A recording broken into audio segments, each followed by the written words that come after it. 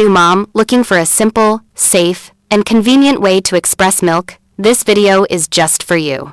Today, I'm sharing a complete guide to using a no-electric manual breast pump. This pump works without electricity or batteries, making it perfect for everyday use at home or while traveling. Let's take a closer look at the design.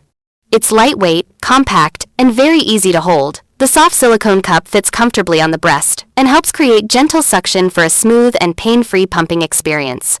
To use it, simply place the pump in the correct position and gently press the handle with your hand. The natural suction helps express milk gradually and collect it directly into the bottle.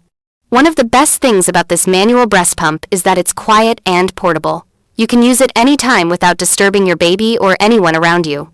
This pump is a great option for moms who prefer a natural pumping method or don't want to depend on electric devices. If you found this video helpful, please like, share, and subscribe to the channel. And moms, feel free to share your experience in the comments. Thank you for watching. Take care, and happy motherhood.